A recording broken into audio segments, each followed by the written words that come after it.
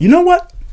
I read a whole lot of Batman stories and a whole lot of Batman comic books and all, but I've never read The Long Halloween.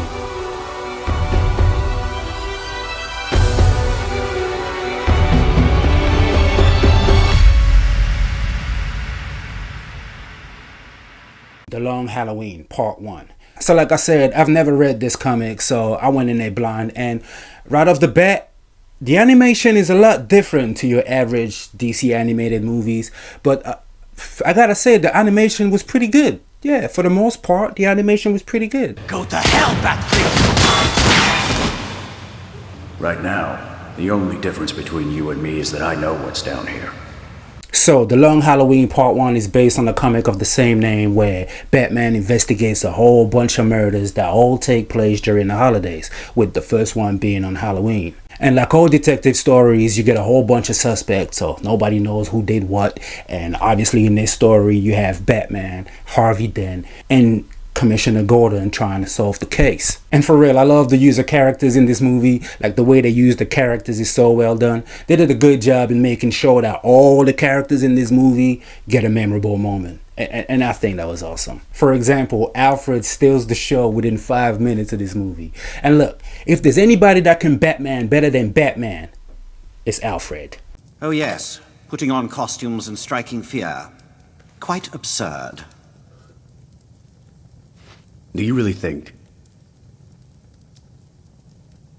I hate when he does that.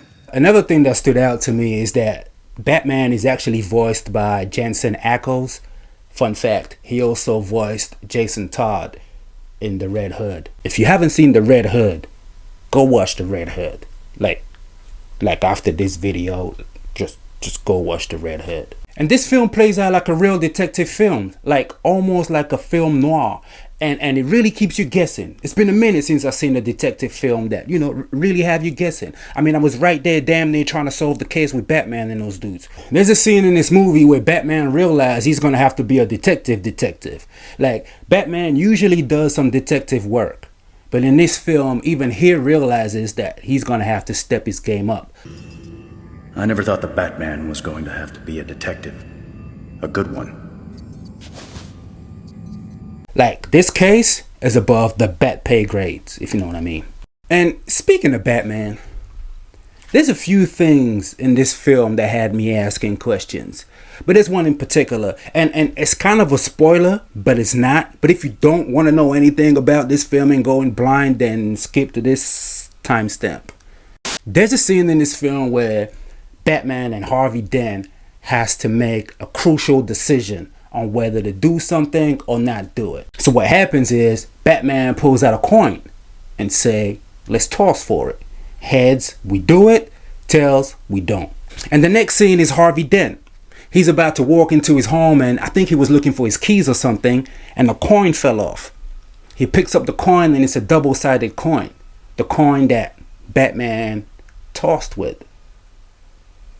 My question is, you mean to tell me that Batman gave Harvey Dent, aka Two-Face, his coin? Is that a retcon? Or has that always been in the Batman lore? And I know I can Google this, but you know, engagement and stuff. Maybe you guys could help me out and comment below. Now honestly, is this a retcon or Batman always gave Harvey Dent his coin? Let me know. And oh yeah, Solomon Grundy is in this movie. Look, I'm only mentioning it because of what I said before. Every character in this movie gets a memorable moment, and I really liked the moments with Solomon Grundy. They were very short, but I cared about Solomon Grundy, okay?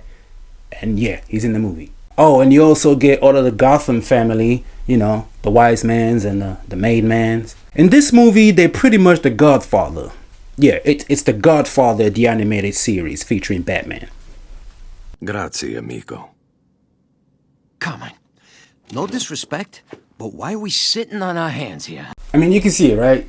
Carmine Falcone, Lauren Brando. It's like we got Don Vito Corleone over here and Bruce Wayne. Come on, man. I seriously enjoyed every minute of it. And then the Joker shows up. Like we ain't had enough already. You know what I'm saying? Like Batman ain't had enough already. And us, the audience, now we got to deal with the Joker. And I'm going to say this. The Joker's not needed in this story. He really isn't. But you can't be mad. It's the Joker. And he steals every fucking scene that he's in. And also, I got to give it to Troy Baker because he didn't hold back. He's like a young Mark Hamill at this point. Honestly, I loved every minute of it. So overall, I enjoyed The Long Halloween Part 1. It made me want to read the comics, so I ordered it. It should be coming soon. And yeah, I'm going to give that a read. And I can't wait for Part 2 to come out. And I was going to say I can't wait to find out what happens next. But since I'm going to read the comic, I'll know. But still, I can't wait to watch and probably review Part 2. So I'm going to rate this movie as time well spent. You're not going to regret your hour and a half or however how long the movie is. And I truly recommend it. You know what I'm saying? Pop it on. Let me know what you think in the comment. Y'all be easy. Peace. That's a madness, bub. You're supposed to say thanks for watching. Like, share, subscribe, hit the bell, you fucker.